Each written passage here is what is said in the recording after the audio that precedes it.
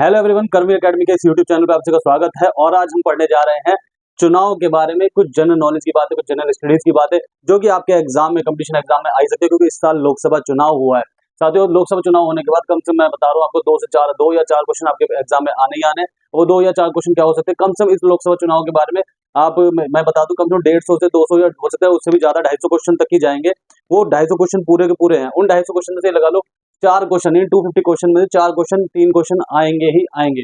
वो क्वेश्चंस क्या हो सकते हैं, जब आप एग्जाम में बैठेंगे, एग्जाम की प्रिपरेशन करें, तो आपको ये सारी चीजें पता होनी चाहिए। आइए हम पढ़ते हैं इंडियन पॉलिटी के बारे में। इंडियन पॉलिटी में हम पढ़ेंगे इंडियन इलेक्शन जो 2024 में हुए। सबसे पहले मैं ये बता दूं साथियों कि हमारी लोकसभा की सीटें, आपको ये सारी चीजें पता होनी चाहिए, जो कि पॉलिटिकल साइंस में होता है कि हमारी लोकसभा में सीटें कितनी है, हमारी और कौन अपॉइंट करता है, कितनी सीटों को कौन अपॉइंट करता है, और कितनी सीटें जो है जनता चुन के भेजती है। आइए पहला क्वेश्चन देखते हैं, हम स्टार्ट करते सीधे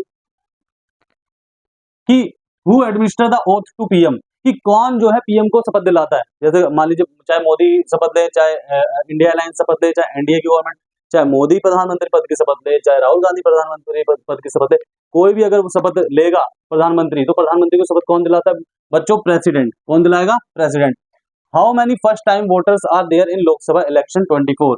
इस साल इलेक्शन में 24 इलेक्शन में सबसे ज्यादा जो फर्स्ट टाइम वोटर थे वो कितने थे? फर्स्ट टाइम वोटर हमारे पास कितने हैं बेटा? 85 लाख। 85 लाख जो थे फर्स्ट टाइम वोटर थे।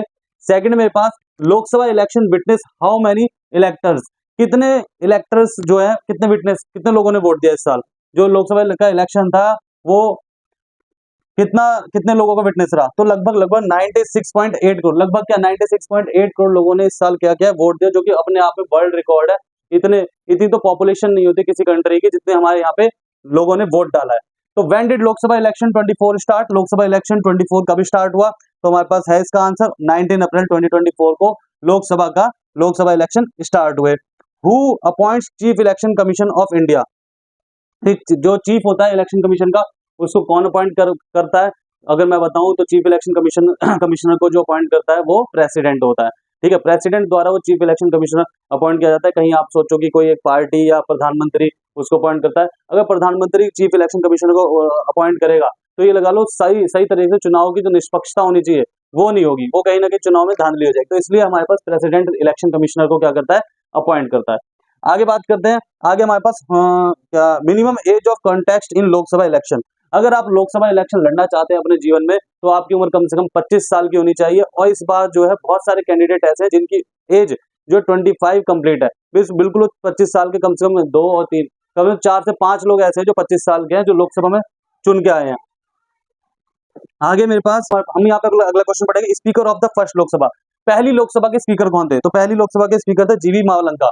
कौन थे हमारे पास? जीवी मावलंका जो थे फर्स्ट स्पीकर थे हमारे पास लोकसभा के। उसके बाद क्या था हमारे पास?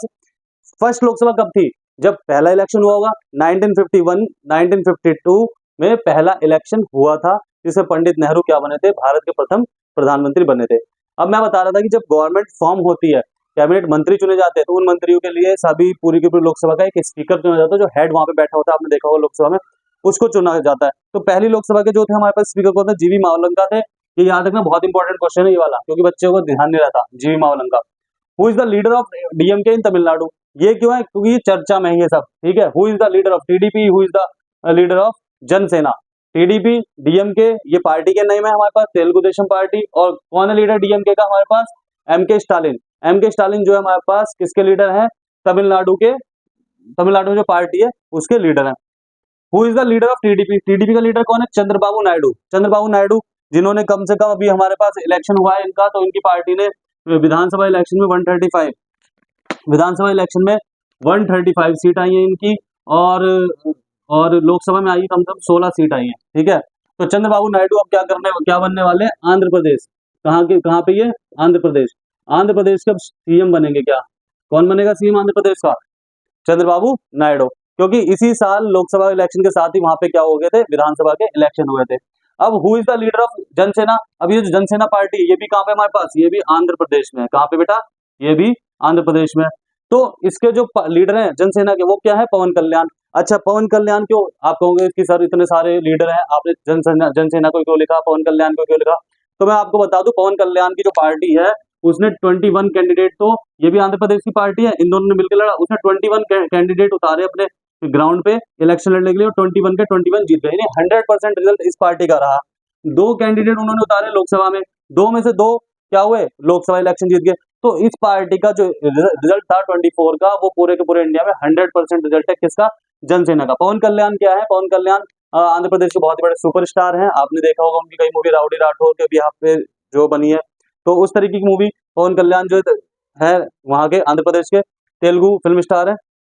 Full form of India NDA क्या है, एनडीए जो है बीजेपी से रिलेटेड है। बीजेपी के साथ जितनी पार्टियां इलेक्शन लड़ती हैं या साथ में जाके इलेक्शन लड़ती है, उन्हें उसे क्या कहते हैं, एनडीए कहते हैं। क्या कहते हैं, एनडीए। एनडीए की फुल फॉर्म क्या होती है, नेशनल डेमोक्रेटिक अलायंस। क्या होती है, national democratic alliance. Full form of UPA. UPA पहले जब 2004 में अटल बिहारी वाजपेयी की सरकार को हराना था, गिराना था, तो कांग्रेस ने क्या बनाया था, एक अलायंस बनाया था, जिसका नाम क्या रखा, यूपीए। यूपीए का मतलब क्या था हमारे पास, यूनाइटेड प्रोग्रेसिव अलायंस। जिस पार्टी ने कांग्रेस के साथ इलेक्शन लड़के मिलकर लड़ा था, उसका नाम क्या है हमारे पास, यूनाइटेड प्रोग्रेसिव अलायंस। फिर आती है full form of India alliance. ये वैसे तो इंडिया अलायंस है, लेकिन इन्होंने इंडिया का रखा है अपनी मर्जी से, कांग्रेस वालों ने या बाकी सारी पार्टियों ने। अच्छा, एक चीज और बता दूं, एनडीए में लगभग इस साल 26 पार्टियों ने मिलकर इलेक्शन लड़ा है।